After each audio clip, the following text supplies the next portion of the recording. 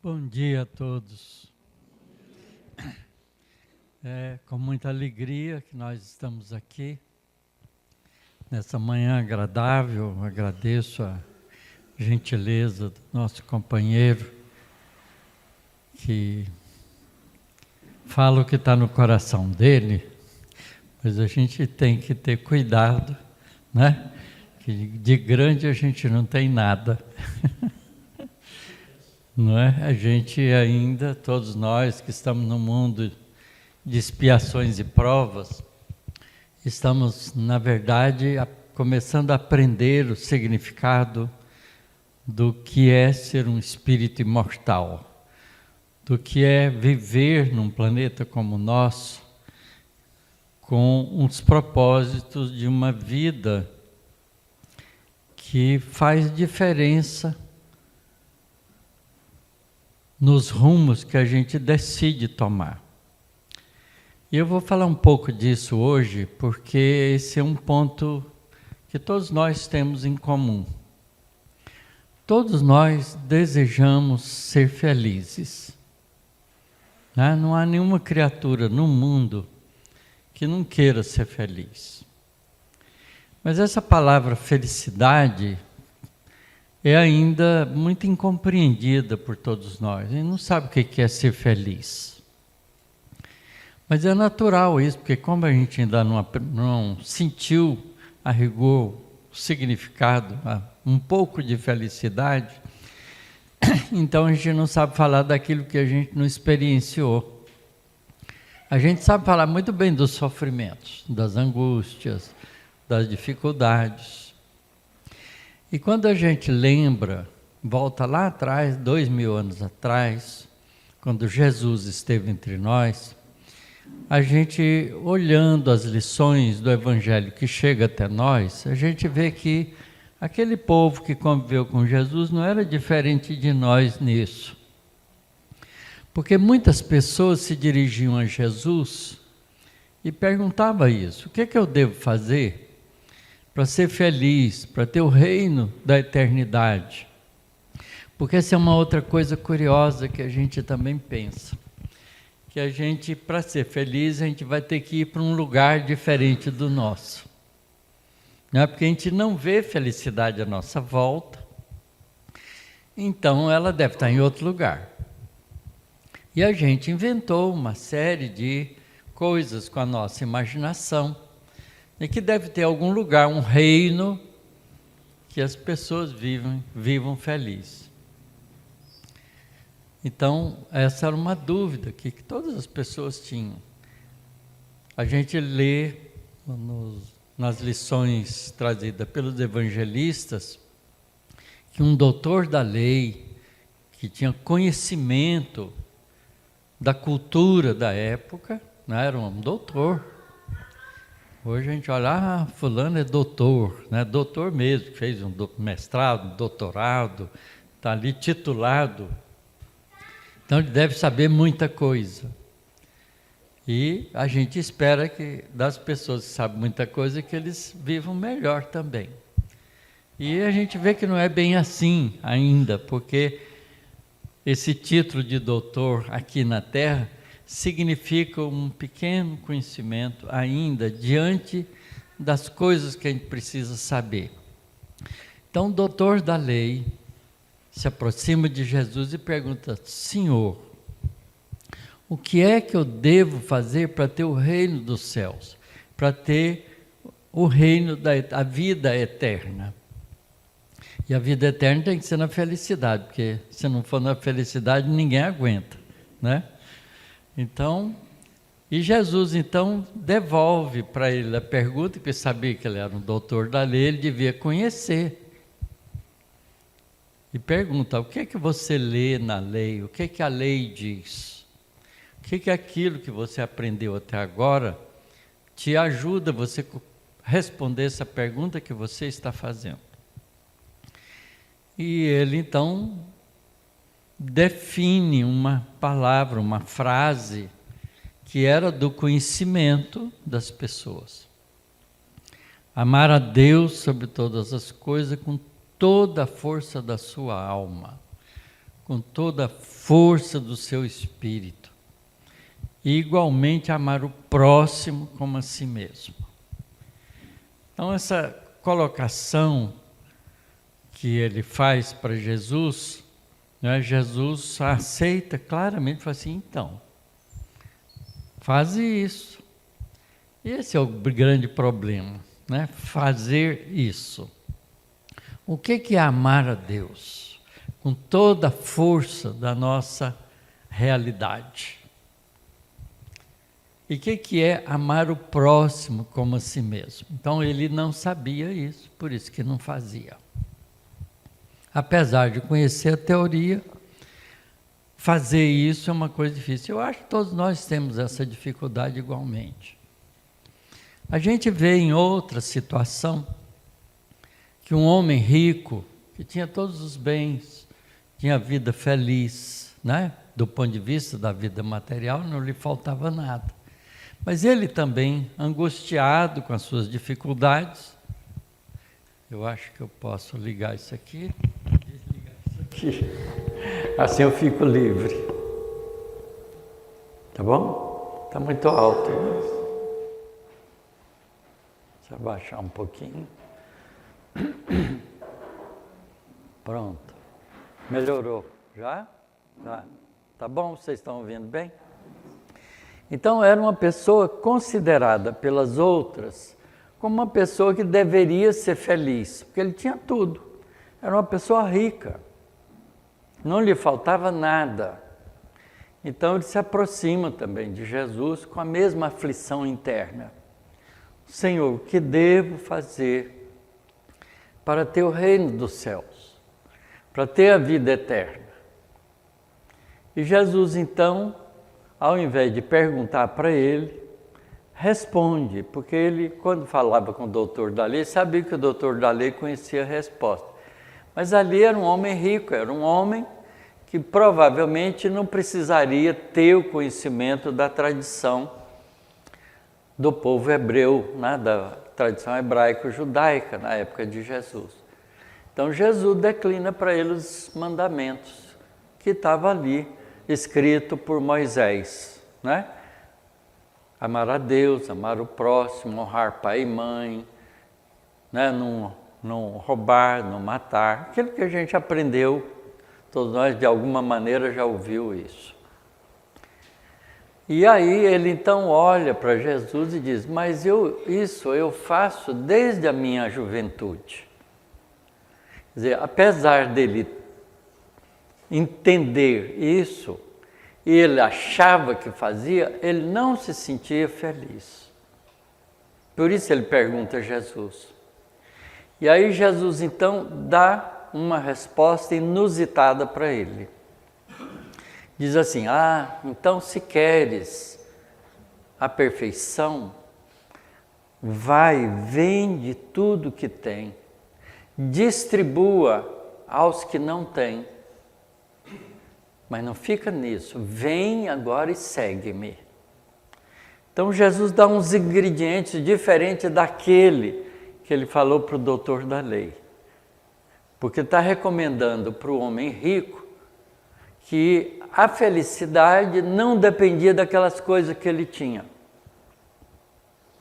Não dependia da riqueza, não é?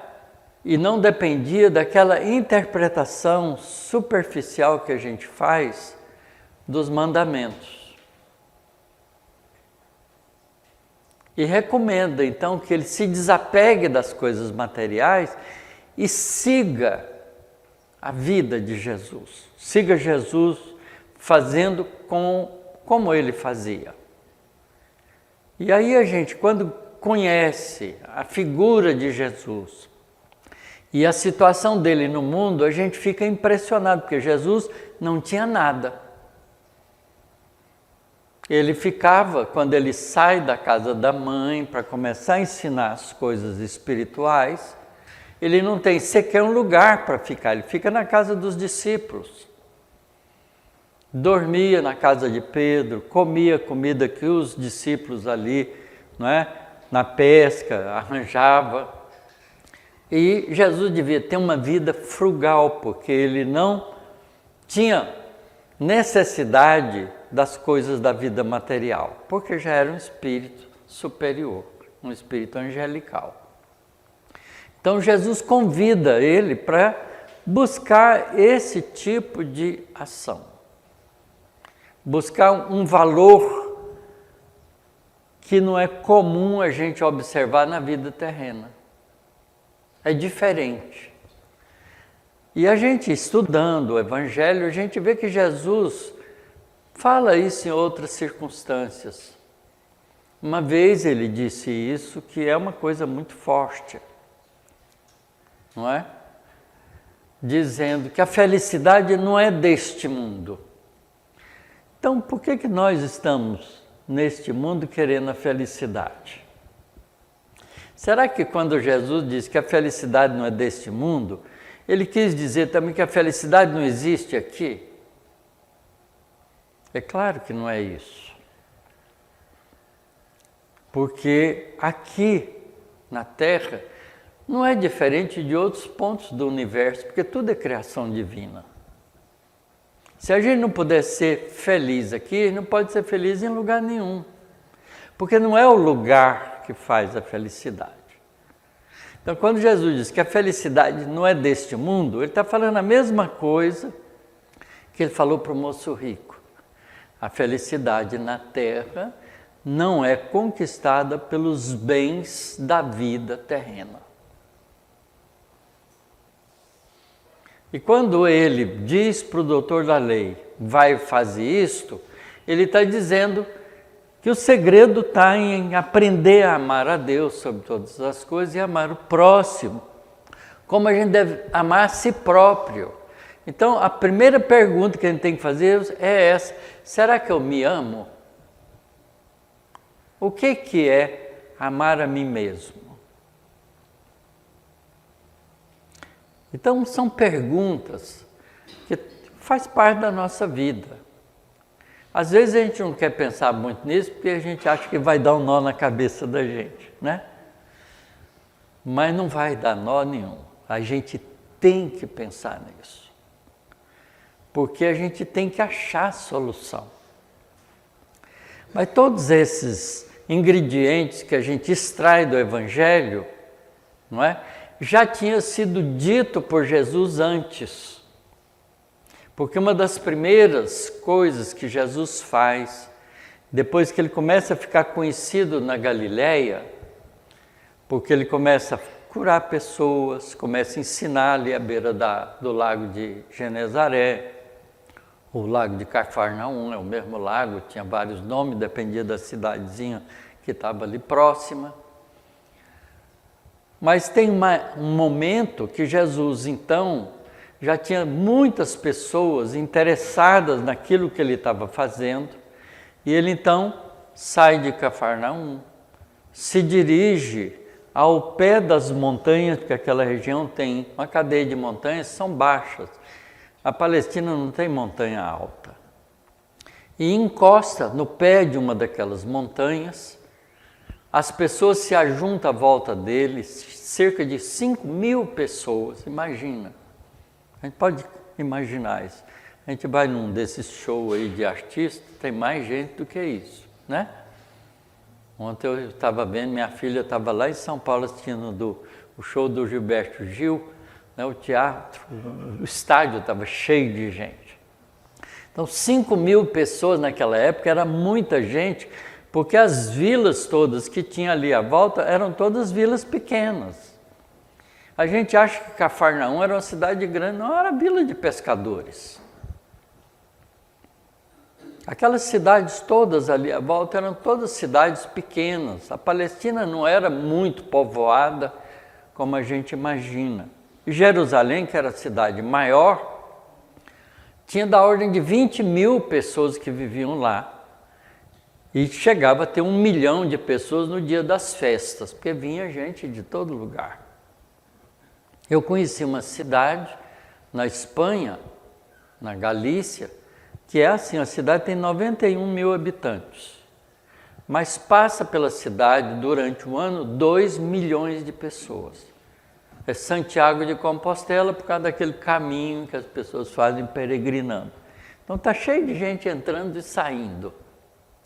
Então ali Jesus consegue juntar um monte de gente das vilas junto dele, e ali ele fala o famoso Sermão do Monte que os discípulos trazem para nós. E nesse Sermão do Monte, que ainda não era conhecido nem pelo doutor da lei, nem pelo homem rico, porque na época Jesus falou, quem anotou? Então não tinha divulgação do conhecimento como a gente faz hoje, né? Quer dizer, alguns anos atrás alguém escrevia e publicava nos jornais, nas revistas, na televisão. Hoje, na mídia, todo mundo pega o seu celular, está cheio de informação que alguém falou, né? Hoje nós estamos conhecendo muito do Papa, que ele passou para o mundo espiritual. A gente não teve convívio com ele, mas agora tem muita gente colocando as falas do Papa para a gente saber como é que ele falava. E a gente está vendo que o Papa se esforçava para ser um verdadeiro cristão. Como nós. Porque nós todos vivemos no mesmo planeta, com as mesmas dificuldades. Não importa a posição que a gente ocupa. É o doutor da lei, o moço rico, não importa. Mas aí a gente vê que Jesus, nesse Sermão do Monte, dá para nós uma receita para a gente ser bem-aventurado. Porque ser bem-aventurado é ser feliz. Um indivíduo que faz qualquer aventura e é bem-sucedido na aventura é um bem-aventurado. Tá certo? Então a aventura nossa é a vida. E a gente quer, na vida, ter sucesso, ser feliz. E a gente, como não sabe o que é ser feliz, confunde felicidade em possuir aquilo que a Terra nos oferece para nos trazer prazer, porque a gente, da felicidade, só conhece o prazer. Mas o prazer chato, enganoso, porque a gente tem ele, depois ele acaba. Você, por exemplo, adora comer um pudim, né? Você come um pedaço de pudim, que prazer, né? Satisfaz o prazer do sabor. Mas você não pode continuar comendo ele porque vai fazer mal. Então você come só um pouquinho e fica com a sensação que dura em você o tempo que você estiver pensando naquele prazer. Depois passa. No dia seguinte tem vontade de fazer de novo. Não é assim? A gente não sabe o que é felicidade. Felicidade deve ser uma coisa diferente. Deve ser uma coisa que a gente sente e não sai da gente.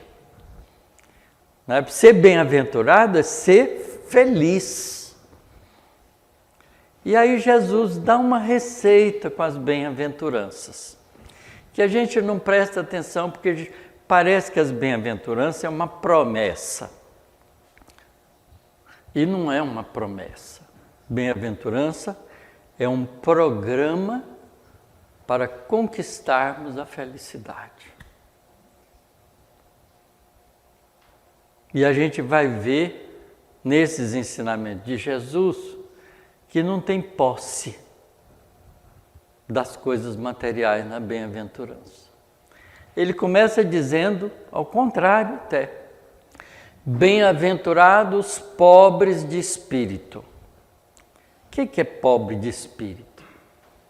Por que Jesus usou essa frase? Talvez a palavra pobre de espírito, as traduções de uma língua que já não é, a gente não sabe qual era a conotação das palavras naquela época, porque a conotação das palavras muda com o tempo. A gente vai mudando o significado das palavras, pondo um peso maior ou menor, mudando de significado. Então, na época de Jesus, não sabe o que significavam as palavras, né? A menos que a gente faça um estudo comparativo em que essas palavras são usadas em situações diversas, a gente faça uma ideia dela. Então, tem que fazer um estudo detalhado. Mas a gente consegue entender porque aqueles que eram chamados de pobres de espírito eram as pessoas que viviam com o mínimo das condições da vida material. Que hoje a gente fala, até a gente hoje ainda usa isso. Não, essa pessoa de família simples. Quer dizer, família simples é um indivíduo que não tem nada, é pobre, né? Passa dificuldade, tem lá os problemas, né, de faltar as coisas. Então, pobre de espírito, na verdade, significa simplicidade, mas também não é uma pessoa que aparece, portanto, ela é uma pessoa humilde. A gente confunde humildade com pobreza. E Jesus quis dar um significado diferente para isso. Porque o encadeamento das bem-aventuranças vai mostrando isso para a gente. Por isso que é um programa de mudança. Então, a rigor, bem-aventurados os pobres de espírito, e Jesus usa essa frase, essa palavra, não é? Em outra situação, quando ele diz, obrigado, Senhor, por ter revelado essas coisas aos pobres de espírito e não aos doutos e prudentes. Então, Jesus faz uma comparação que permite a gente entender o que é pobre de espírito. É pessoa que é simples e humilde. Então, a gente pode retraduzir e dizer, bem-aventurados os simples e humildes. Mas, o que é ser simples e o que é ser humilde? Então, quando a gente vai estudando um pouco mais dos ensinamentos de Jesus, a gente vê que ele está colocando na simplicidade, na humildade, o contrário de orgulho e vaidade. Então, ser simples e humilde não é ser pobre, não é ser inculto, é não ser orgulhoso e nem vaidoso. Porque os doutos e prudentes eram orgulhosos e vaidosos da posição que ocupavam, assim como os ricos de espírito, contrário de pobres de espíritos. Então, os saduceus, os fariseus, os dirigentes, os doutores da lei, eram essas pessoas que representavam, por isso que Jesus, muitas vezes, fala duro com eles, né? Aos fariseus, aos saduceus, aos publicanos, que eram homens públicos, que tinham acesso às vantagens da vida material. São pessoas que me honram com os lábios, mas não têm no coração. São túmulos caiados por fora, mas podres por dentro. Porque eles não tinham virtudes. E virtudes é uma coisa de dentro para fora, não de fora para dentro. Mas a gente acha que virtude é dom divino. Não é? E dom, se a gente olhar no dicionário, é uma coisa que foi dada à pessoa de graça. A gente vê numa criança que senta no piano, pequenininha ainda, não sabe nem andar direito, ele toca música e fala, tá, ele tem o dom da música. Nasceu com isso, ganhou de presente. Que é assim que a gente pensa. Porque a gente pensa com uma vida só.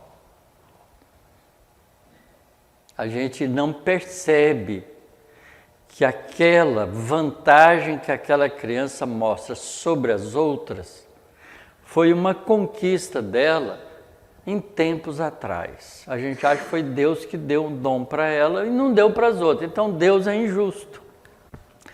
E a gente começa a ficar em conflito. Como é que eu vou amar um Deus desse que beneficia as pessoas e prejudica outras?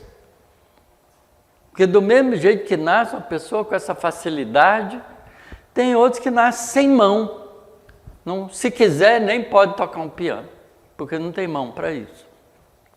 Então tem alguma coisa errada nisso, nessa visão estreita que a gente tem das coisas. Então, para a gente entender e buscar a felicidade, A gente tem que fazer um monte de exercício dentro da gente, de fazer mudanças de maneira de pensar. Por isso não é fácil. Não é uma coisa simples. Ela não vem de graça. É uma conquista. Então, as virtudes não são dons, são conquistas. Por isso que Jesus começa, bem-aventurados que são simples e humildes, porque aqueles que conseguirem ser simples e humildes terão felicidade, serão bem-aventurados. Mas será que basta isso? Parece que não, porque Jesus continua as bem-aventuranças. Então isso deve ser o começo. Então, se nós queremos alguma felicidade, a gente tem que começar a compreender o que é humildade, simplicidade, e começar a fazer esforço para conquistar isso.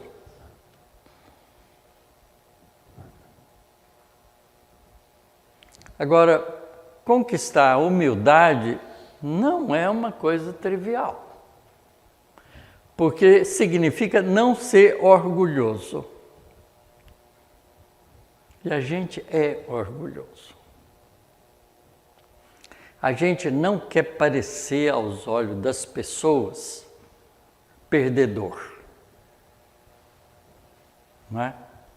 A gente não quer que os outros conheçam a nossa intimidade. A gente cria uma fantasia. E ao viver na fantasia, claro que a realidade não é a fantasia, a gente vai se ver em situações complicadas que vão nos revelar e a gente vai ficar envergonhado. Porque a vida nos coloca em situações para a gente aprender a humildade, porque a vida é uma escola. Então, às vezes, aquela pessoa que está muito cheia de orgulho, achando que ele é o máximo, de repente, aquilo que fazia ele parecer ser máximo, sai debaixo dele e o mundo desaba. Imagina um presidente da República ser preso porque foi pego com a mão, né, no lugar onde não devia. Na corrupção, qualquer que seja.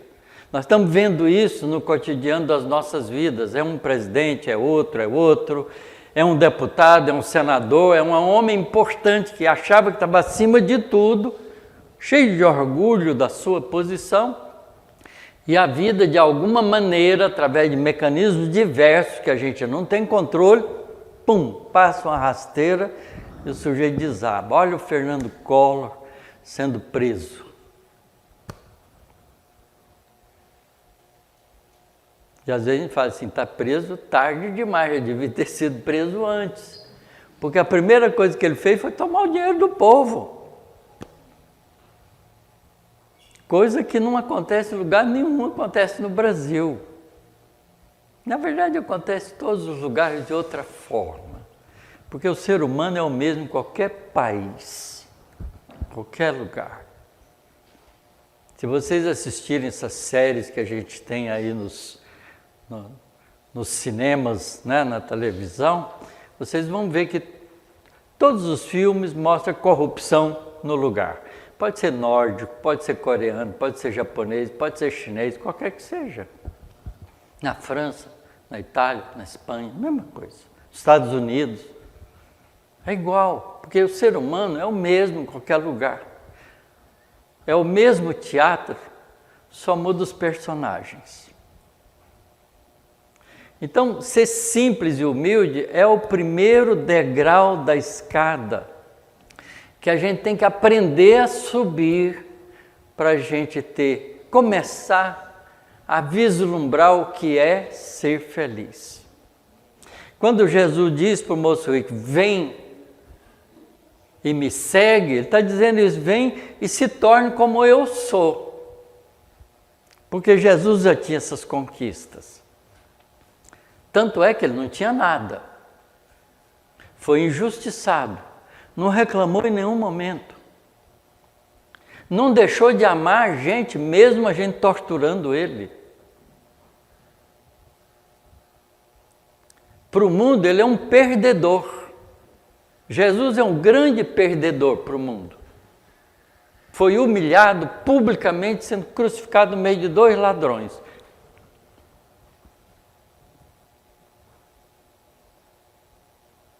Então, a gente, ao estudar isso, ler essas coisas, a gente precisa buscar compreender. Porque se a gente conseguir ser simples e humilde, esteja encarnado ou desencarnado, seja levado da Terra para algum outro lugar, em qualquer lugar, a gente vai continuar sendo simples e humilde. Então, se isso é ingrediente para ser feliz, para onde a gente for, a gente vai ser feliz. Porque não depende de lugar. Então, como é que a gente faz para ser simples e humilde? Não é? A primeira coisa que a gente precisa fazer para ser humilde é aprender a olhar para dentro da gente, para a gente saber quando está fazendo uma coisa certa e quando está fazendo uma coisa errada, e quando fizer coisa errada, pedir desculpa e corrigir as consequências do erro. Isso não é fácil. Estou magoado com meu marido. Não vou perdoá-lo. Estou magoado com a minha esposa. Não vou perdoar. Estou magoado com meus filhos. Estou magoado com meu chefe. Nunca esperava que meu amigo fizesse isso comigo.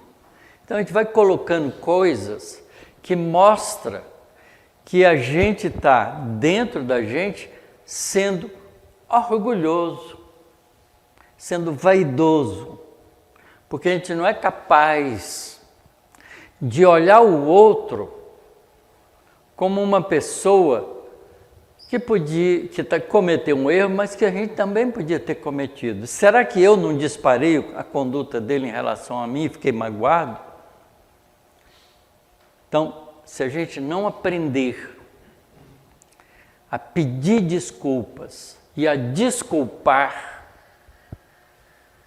a gente não aprende a ser humilde. E se a gente achar que a minha situação aqui vai ser observada pelos outros, o que os outros vão pensar de mim, também não vou ser simples. Eu tenho que ser o que eu sou. Eu tenho que ser honesto comigo. Viver a vida que eu sou capaz de viver, independente do fato de que os outros têm uma vida diferente da minha. A minha vida é minha. Então eu tenho que ser honesto comigo. Esse é um ponto chave para a gente. Ser honesto com a gente mesmo. Às vezes no trânsito, a gente quer passar, o outro dá uma fechadinha e a gente, pô, mas que sujeito bandido. Não é? E a gente não pensa assim, por que eu não cedia a vez para ele? Porque ficava tudo em paz e eu não teria esse sentimento. É ser simples e humilde. Ceder a vez, porque o outro tem igual direito que nós, mas às vezes ele nem sabe disso, então deixa ele primeiro. Porque eu sei. Se eu sei, sou eu que tenho que agir.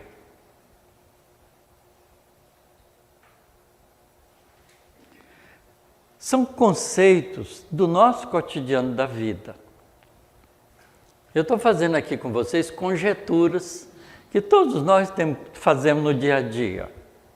Pensamento que é próprio para nós, é a nossa vida. Se nós queremos de fato ser felizes, a gente precisa conquistar esses ingredientes como virtudes conquistadas pelo nosso esforço. porque eles não são dados de graça. A gente até criou uma fantasia que Deus, né, podia me dar uma graça, né? A gente até faz promessa de negociação com Deus. Muita gente faz peregrinação em resposta à graça que pediu a Deus. Tá certo? Como se Deus nos favorecesse porque a gente acha que merece. Não é? Ora, se Deus é a inteligência suprema do universo, Ele já nos dá tudo. Ele é o grande, máximo, completo provedor de tudo que a gente precisa, porque a gente é filho dele. A gente, por muito menos, né, como pai e mãe, a gente provê para os filhos tudo que eles precisam. Como é que Deus, inteligência máxima do universo, não vai fazer isso com a gente? Então, o que a gente precisa? A gente precisa pedir graça a Deus? Não. A gente precisa pedir a Deus força para a gente enfrentar a si próprio. Isso a gente precisa pedir. Porque não é fácil a gente olhar para a gente honestamente. Meu Deus, eu ainda tenho esse defeito. Minha língua, quando vê, está falando mal do outro. Não é? A gente, como diz uma amiga nossa, vigia os outros e ora para a gente. Não é? Quem devia fazer o contrário. Vigiar a gente. Estar atento com a gente mesmo para ver se a gente está conquistando, está progredindo na conquista da simplicidade e da humildade. Porque quando a gente conquistar isso, depois tem um segundo degrau. Que Jesus diz, bem-aventurados os aflitos, porque eles serão consolados. O que ele está dizendo? Que o processo de conquista das benesses do reino de Deus passa pelo enfrentamento que nós temos, pelos desafios da vida que nos afligem, e a gente, com simplicidade e humildade já conquistada, enfrenta aquilo com a coragem devida. Aí a gente é bem-aventurado com as aflições. Mas a gente, quando está aflito, meu Deus do céu, a gente quer o Doril. Não é? Tomou, sumiu. É isso que a gente quer, a gente não para pensar o que é que essa aflição que a vida colocou na minha frente está querendo me ensinar. Qual é a conquista que eu preciso fazer para que essa aflição não perturbe a felicidade que eu quero ter? Se a gente souber fazer isso, a gente é bem-aventurado. Olha que é um grande desafio. Não é? É um grande desafio. Então, só nessas duas bem-aventuranças já tem um programa para a nossa encarnação inteira. Mas tem mais. Então, vai precisar de mais vida. Porque uma só não dá para a gente conquistar isso. Tá certo? Então, por isso é que Jesus também, em algum momento da vida dele, disse assim, quem perseverar até o fim será salvo. Perseverar é não perder o ânimo e continuar sempre. E será salvo de quê? Da infelicidade. Porque a gente está procurando a felicidade. Mas está procurando no lugar certo agora. Porque a gente vê muitas vezes a pessoa faz um sacrifício danado. Esse ano vou comprar um carro zero. E economiza, e faz sacrifício, e para de comer as coisas que gosta para sobrar mais dinheiro, não é? Só nega dinheiro para a família, faz o que pode para comprar o carro zero. Entra no carro zero, começa a sair, aí vem alguém, raspa o carro. Ai, meu Deus. Para que eu comprei um carro zero? Sabe, esses dias aconteceu isso comigo. Eu estava pensando, eu tenho um carro que é 2015, né? Eu já estou com 81 anos, não preciso de comprar carro nenhum mais novo, porque eu vou morrer primeiro que o carro vai parar de funcionar. Mas eu estava pensando, vou trocar meu carro e tal, essas coisas que a gente faz no dia a dia da vida. Aí eu fui ao médico, parei o carro na porta do consultório dele, fiquei lá umas 2 horas no médico, a hora que eu saí, entrei no carro para ir. A hora que eu comecei a sair, eu olhei no retrovisor, o retrovisor estava pendurado. Eu falei, alguém bateu no meu retrovisor. E imaginei, deve ter sido esses motoqueiros, porque eles viram de qualquer jeito, bate o guidão da moto ali e vai embora, né? Porque foi embora. Não tinha ninguém ali que falasse, bati no seu carro, vim quando... Não é? Eu queria pagar o prejuízo, porque é isso que a gente devia fazer, mas a gente não faz. Pinica, cai fora. E aí eu já estava começando a sair, andei, fui até um outro lugar que eu precisava ir.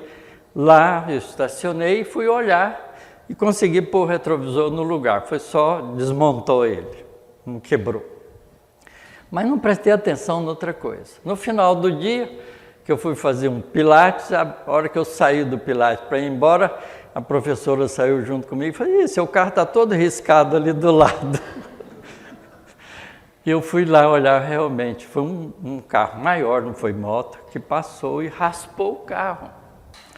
Aí eu fiquei pensando comigo, se eu tivesse com um carro novo, ia doer mais lá dentro, né? Aqui, vou comprar carro novo o quê?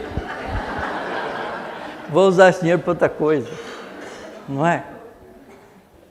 Porque a gente pensa que a felicidade é ter, e não é. Quanto mais você tem, mais você sofre, mais perda você vai ter. Então a simplicidade implica ter o mínimo necessário. Aprender a viver simplesmente. Por que eu tenho que abrir o meu guarda-roupa, ter 30 mudas de roupa, se eu não vou usar isso? 10 pares de sapato, para quê? Tem só 2 pés.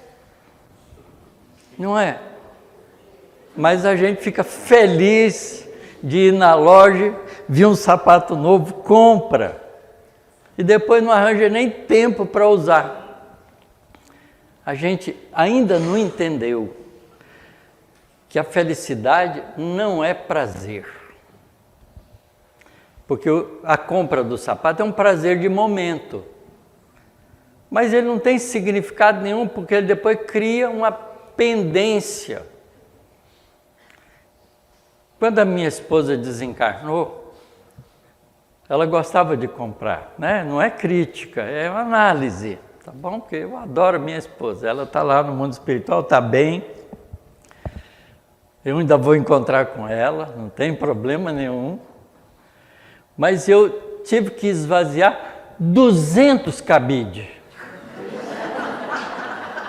Vocês estão rindo? Olha no guarda-roupa de vocês. Porque se vocês morrerem, alguém vai ter que fazer isso.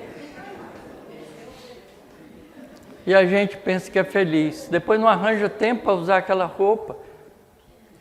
Não é? Se a gente lava a roupa uma vez por semana, não precisa mais do que 10 ou 12 mudas de roupa, que já está sobrando. Não é fácil ser simples. Não é fácil a gente abrir mão dessas coisas. A gente ainda não entendeu o significado real da nossa vida na Terra. Por isso é que Jesus, quando diz que a felicidade não é deste mundo, não é mesmo. Jesus não tem uma frase que não seja verdadeira. Então a gente precisa prestar atenção no que ele fala, porque a gente aprende com ele. E deixar para depois é sempre frustrante. É muito frustrante. Muitas vezes a gente fica preso as consequências de deixar para depois. E Jesus dá esse segredo para a gente, quando ele fala para a gente ser humilde, ele tem uma frase bonita para isso também. Reconcilia com o teu adversário enquanto está junto, a caminho com ele. Não deixa para depois, porque aí complica. Vira expiação, né? A gente vai ter que pagar depois. Numa circunstâncias muito complicada depois, quer dizer, vai atrapalhar minha vida futura, se eu deixo para depois. Mas a gente não sabe pedir desculpa porque a gente não é humilde.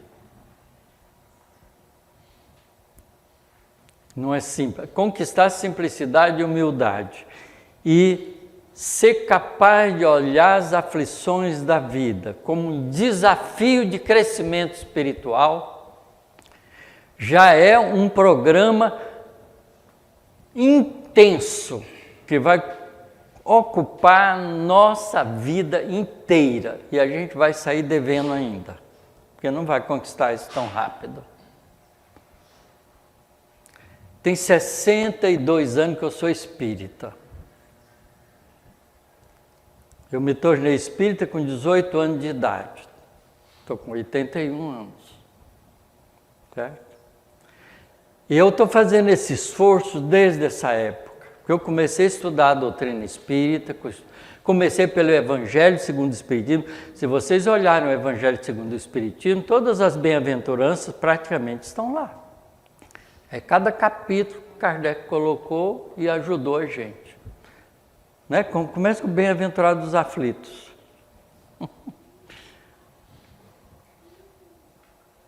Então a gente, se não olhar para a gente e ver que está fazendo mudança, eu olho para mim, olho para trás e vejo o que foi que eu melhorei nesses 62 anos. A gente melhora. Mas a melhora não é tão grande quanto a gente gostaria que fosse, porque é uma conquista de perseverança. E Deus sabia muito bem quem tem essas dificuldades, por isso Ele deu múltiplas vidas para a gente. Né? Você não vai conquistar uma encarnação só, você precisa de muitas. Mas não deixa para depois. Esse é o problema. Buscar a felicidade é urgente, mas não é apressado. Urgente porque não pode perder tempo. Não é apressado porque não conquista depressa. Se a gente fizer reflexão desse tipo para a nossa vida, a gente pegou o caminho e aí não para mais. Porque Jesus disse para a gente, quem quiser vir após mim, porque depois que ele falou aquilo para o moço rico, ele deu a receita, quem quiser vir após mim, porque ele sugeriu, vende tudo e venha após mim, venha comigo. Quem quiser vir após mim, tome da charrua, que é um instrumento de trabalho. Não olhe para trás, não se arrependa. Não troque com os valores da vida material. Larga elas para lá. Usa elas só para você sobreviver. E vem e segue-me. Quer dizer, faz o exercício da conquista dos valores espirituais. A gente tem a receita há 2000 anos. Mas a gente ainda... Ai, meu Deus, que vida! O que foi que eu fiz na vida passada para merecer essa vida que eu tenho? Não é o que você fez na vida passada, é o que você não está fazendo para a vida futura. Porque a vida passada já passou, não tem jeito de voltar atrás. As consequências, independente de você queira ou não, vão aparecer na sua vida. Causas anteriores das aflições do Evangelho segundo o Espiritismo. Mas as causas atuais continua a gente fazendo elas, então criando problemas para o futuro. Então tem que chegar um momento que a gente tem que acordar dessa fantasia fala, peraí, eu quero de fato a felicidade? Quero. Então, para ter a felicidade, tem que fazer esforço para conquistá-la. E o segredo é esse. Está bem colocado pelo Evangelho de Jesus. Que a gente tem 2000 anos. Provavelmente alguns de nós conviveu na época de Jesus, até deve ter cuspido e jogado pedra nele. Né? Quando a gente lê Memórias de um Suicida, da Ivone Pereira, quando eles entram naquele processo de regressão de memória para ver a vida passada, para aprender o conhece-te a ti mesmo. O Camilo Castelo Branco, ou Camilo Cândido Botelho, que é o autor espiritual do livro, faz a regressão de memória e vai se encontrar no dia da crucificação de Jesus. Coxo de uma perna, cuspindo e apupando o povo contra Jesus. É a nossa história. A história dele não é diferente da nossa. Nós somos os mesmos espíritos que vivemos lá desde o homem das cavernas e vamos através de reencarnações até chegar aqui onde a gente está hoje. E se a gente não é feliz ainda, olha o tempo. Se a gente tivesse aprendido com Jesus na época que ele nos trouxe, são 2000 anos de exercício para ser feliz. A gente estaria muito melhor. Eu não vou continuar as bem-aventuranças não, porque vai ficar muita coisa para a gente fazer nessa encarnação, basta essas duas. A gente devia sair daqui hoje e fazer, eu vou começar a fazer o esforço de ser simples e humilde e não reclamar das aflições, ao contrário, vou pensar nas aflições para ver o que elas estão querendo dizer para mim que eu devo conquistar para superá-las.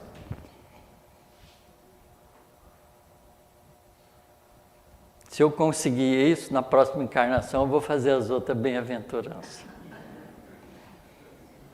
Tá certo? Que nós possamos fazer isso junto, porque sozinho é mais difícil. Muita paz para todos nós.